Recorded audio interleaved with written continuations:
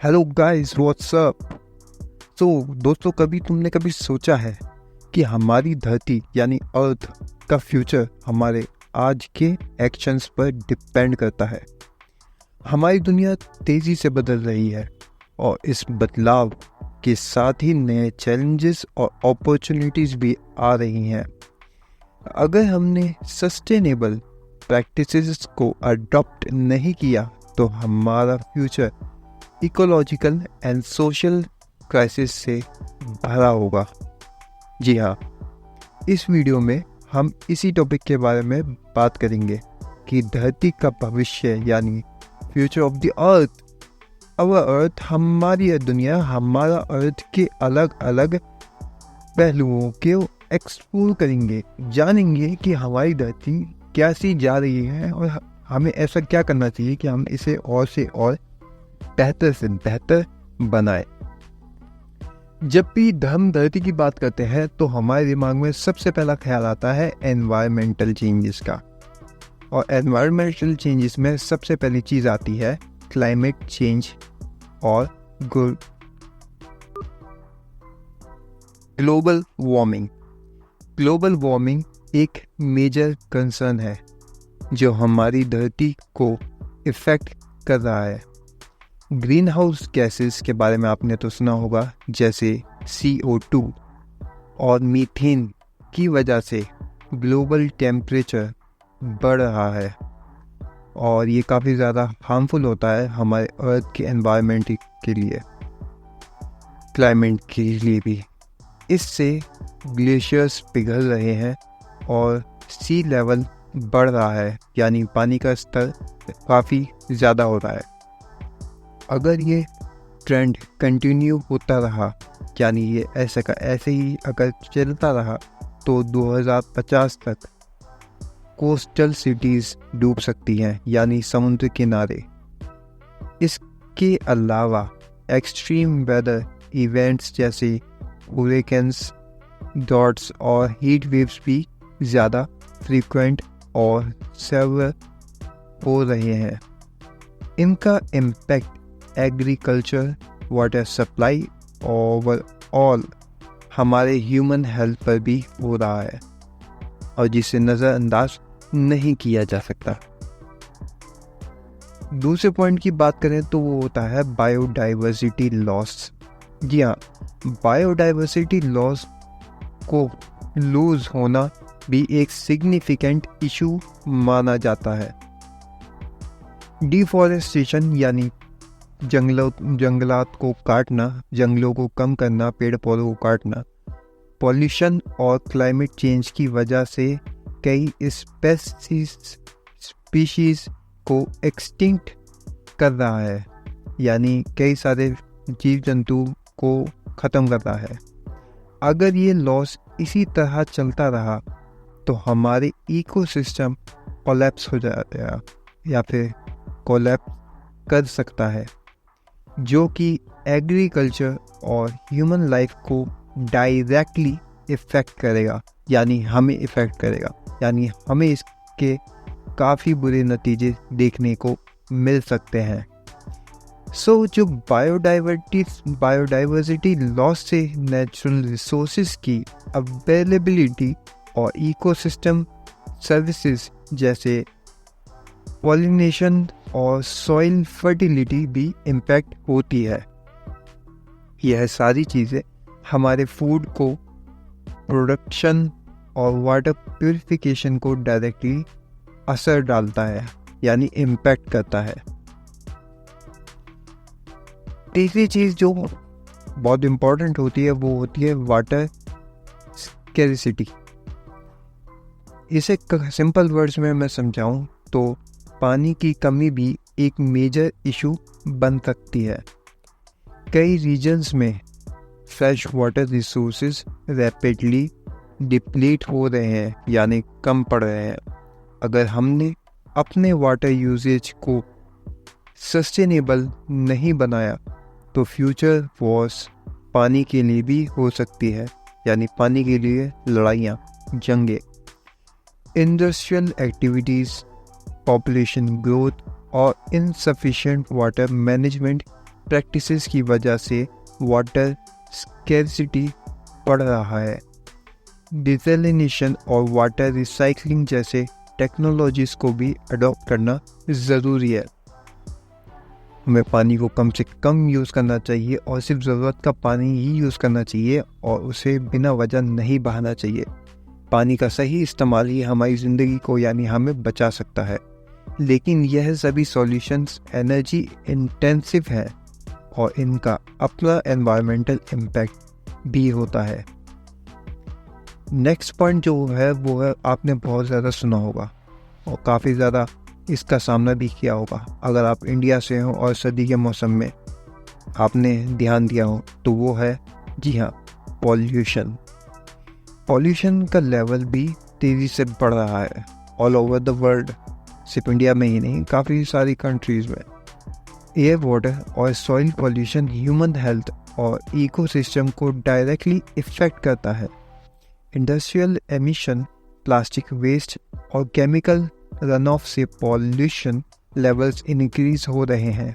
Future में अगर pollution को कंट्रोल नहीं किया गया तो रेस्पिरेटरी डिजीज़, वाटरबोर्न इलनेस और सॉइल डिग्रेडेशन जैसी इतनी सारी प्रॉब्लम्स कॉमन हो जाएंगी, यानी इन सारी प्रॉब्लम्स का हमें सामना करना पड़ सकता है। खैर, अगर हम अपने टॉपिक पे आगे बढ़ें तो हमें इन चैलेंजेस, यानी ये जितनी भी अभी मैंने आपको एनवायरमेंटल चेंजेस के बारे में बताया, अगर हम इन पे ध्यान दें तो हम अपने फ्यूचर को बेहतर बना सकते हैं। आगे बढ़ने पर मैं आपको बताना चाहूँगा टेक्नोलॉजिकल एडवांसमेंट के बारे में कि इससे हमें क्या फ़ायदा हो सकता है हमारी अर्थ को बेहतर बनाने के लिए।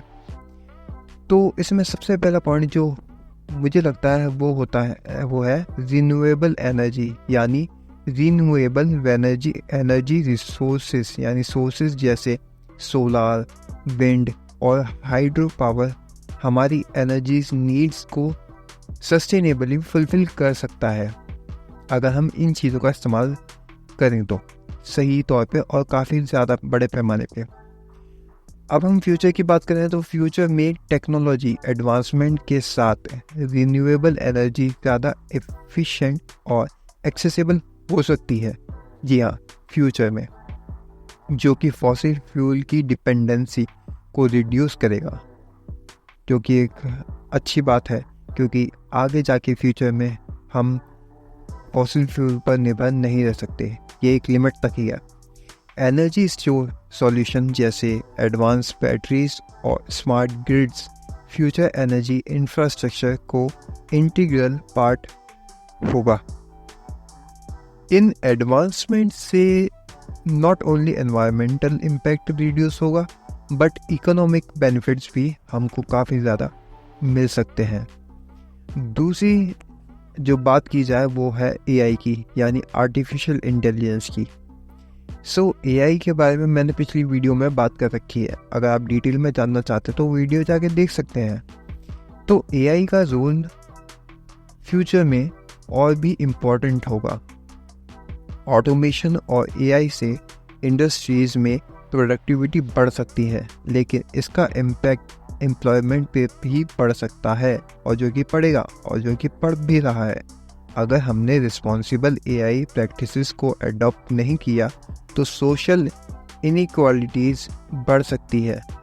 AI driven health care, education और ट्रांसपोर्टेशन सिस्टम से ह्यूमन लाइफ ज़्यादा एफिशिएंट और कन्वीनियंट हो सकती है, लेकिन इसके लिए एथिकल कंसीडरेशन और रेगुलेटरी फ्रेमवर्क को भी डेवलप करना होगा।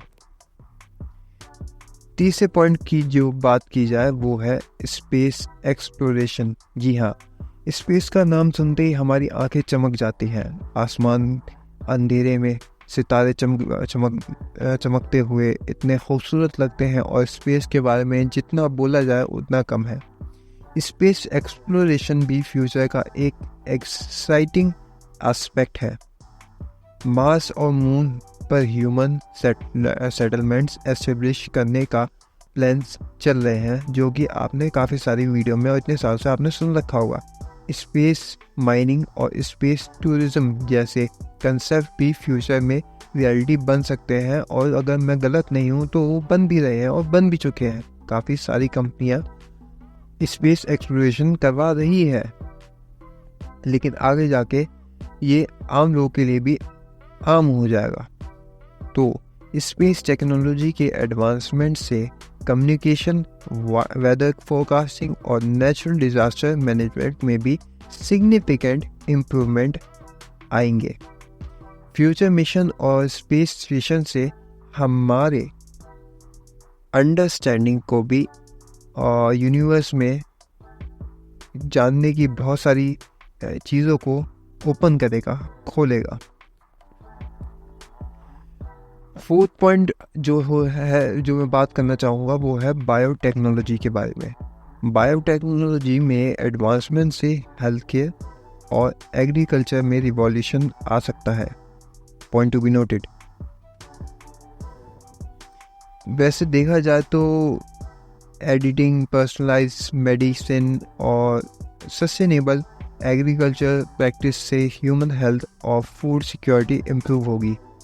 फ्यूचर में बायोटेक्नोलॉजिकल इनोवेशन से डिजीज़ का अर्ली डिटेक्शन और इफ़ेक्टिव ट्रीटमेंट पॉसिबल होगा।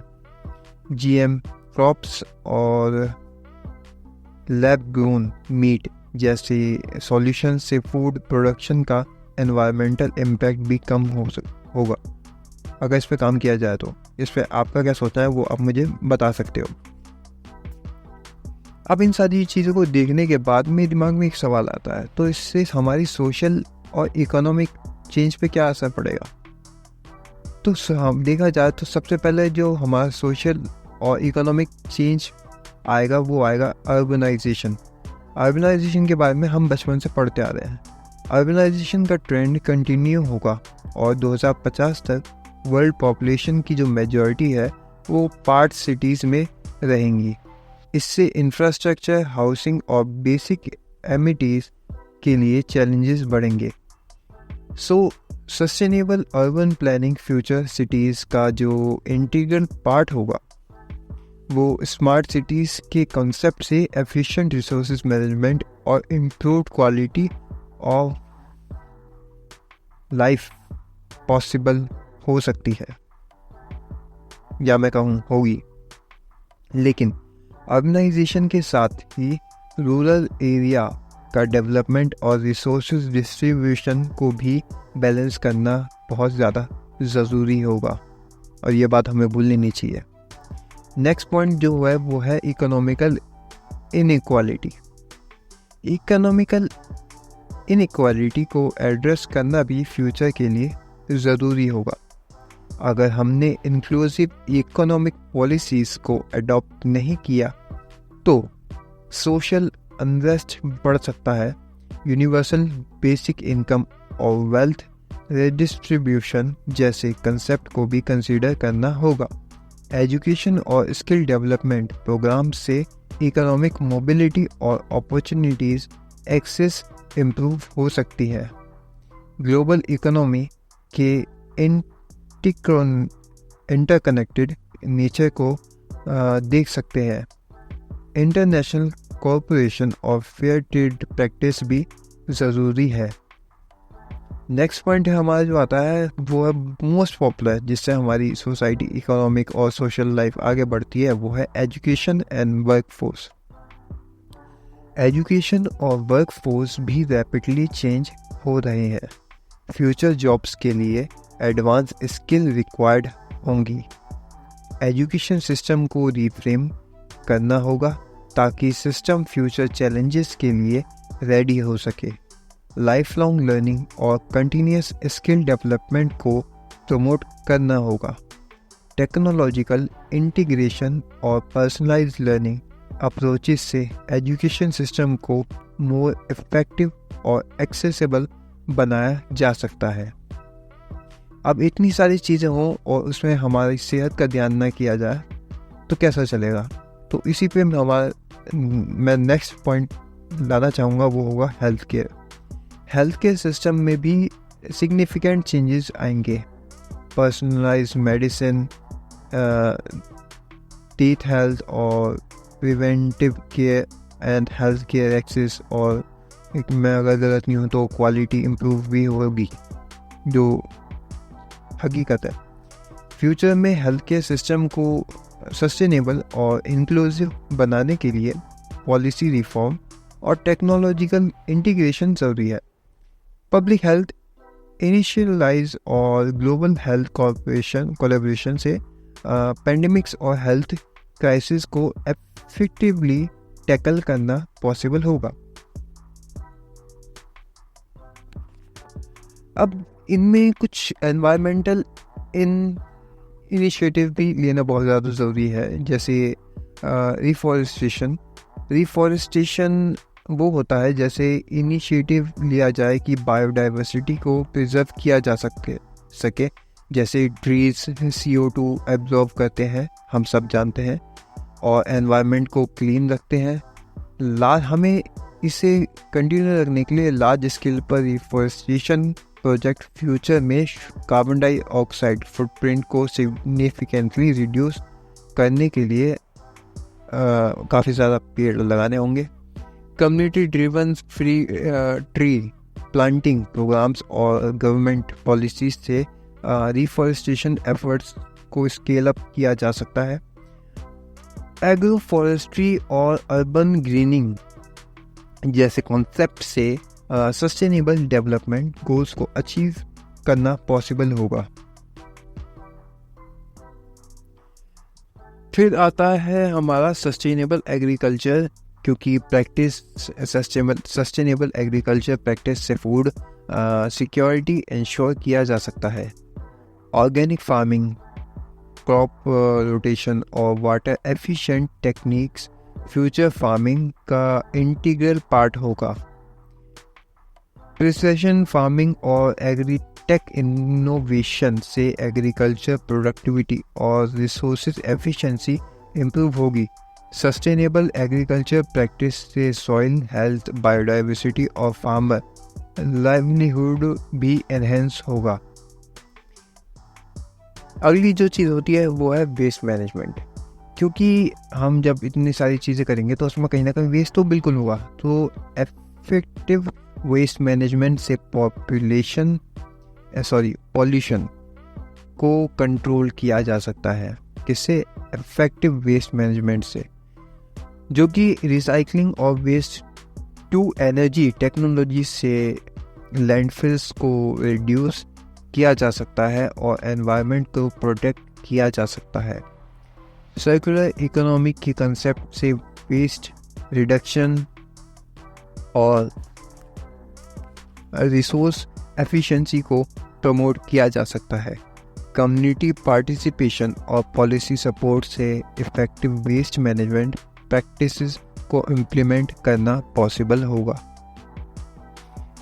फिर इससे आगे बढ़े तो आता है हमारा कंजर्वेशन एफर्ट्स।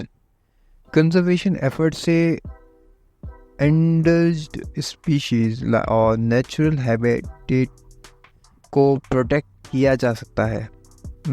अगर मैं गलत नहीं हूँ तो प्रोटेक्टेड एरियाज, वाइल्ड लाइफ और कॉरिडोर्स और कंजर्वेशन प्रोग्राम से बायोडाइवर्सिटी लॉस को मिटिगेट करना पॉसिबल होगा। असल में कम्युनिटी एंगेजमेंट और इंटरनेशनल कोलैबोरेशन से कंजर्वेशन एफर्ट्स को मोर इफेक्टिव और सस्टेनेबल बनाया जा सकता है। कंजर्वेशन एजुकेशन और अवेयरनेस कैंपेन से पब्लिक पार्टिसिपेशन और सपोर्ट को इंक्रीज किया जा सकता है। और इन सारी चीज़ों को देखा जाए तो ये सारी चीज़ें बिल्कुल ही पॉइंट बनाती हैं, क्योंकि हम जिस तरह से देखा जाए कि बिल्कुल भी ध्यान दिए बिना और बिल्कुल अंधाधुंध चीज़ों को कर रहे हैं, हमें अपने फ्यूचर का बिल्कुल भी ख्याल नहीं है, हम जस्ट कर ही जा रहे हैं, हम जस्ट चीज़ों को बर्बाद कर रहे हैं, इन्हें अच्छा नहीं बना रहे। और सारे लोग ऐसे नहीं हैं, बिल्कुल नहीं। कुछ लोग हैं जो इस चीज़ पे ध्यान दे रहे हैं, इस चीज़ की अहमियत को समझ रहे हैं, इसे जान रहे हैं, लेकिन सिर्फ कुछ लोगों के करने से कुछ नहीं होता। हमें मिलकर इस चीज़ का सामना करना होगा, हमें मिलकर चीज़ों को बेहतर से बेहतर बनाना होगा ताकि हमारी अर्थ इसको झेल सके, बेहतर कर सके। असल में जो हमारे एक्शंस हमारे आज हमारा फ्यूचर को शेप करेंगे। मैं सिंपल शब्दों में बताऊं तो मैंने वीडियो के शुरू में भी कहा था कि हमारा कल हमारा आज पे डिपेंड करता है। उसी तरह एनवायरमेंटल कंजर्वेशन, टेक्नोलॉजीज एडवांसमेंट और सोशल इक्विटी को बैलेंस करना होगा ताकि हमारे प्लेनेट का फ्यूचर सिक्योर हो और हमारा प्लेनेट बेहतर बन सके, एक बेहतर रहने की जगह।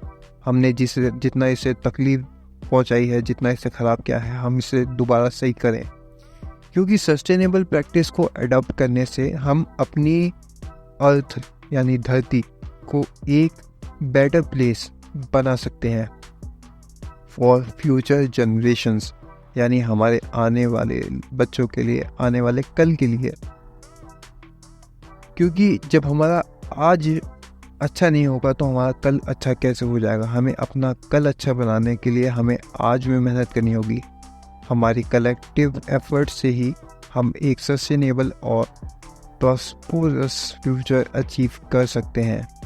इसके लिए हमें अवेयरनेस, एजुकेशन और एक्शन को इंटीग्रेट करना होगा। और सिर्फ बात इतनी ही नहीं है, बात असल में ये होती है कि हम इस चीज़ को करेंगे कैसे। अगर आप ध्यान दें तो मैंने इस वीडियो में सारे के सारे मेन पॉइंट बताए हैं, कोई एक्स्ट्रा बात नहीं बताई। अगर आप अपने अपने लेवल पर इन कामों को करेंगे तो डेफिनेटली असर पड़ेगा। आपने एक कहावत तो सुनी होगी, बूंद बूंद से ही सागर पर भरता है। तो ये उन लोगों के लिए है जो ये सोचते हैं कि हम अकेले क्या ही करेंगे। देखिए, शुरुआत आप अपने नेचर से करिए, अपने आप से करिए, तो ही आपका कल बेहतर होगा। अगर आप आज अपना बेहतर बनाएंगे तो आपका कल बेहतर बनेगा। मैं फिर कहता हूँ कि हमारा कल हमारे आज पे डिपेंड करता है। यही फ्यूचर है हमारी अर्थ का।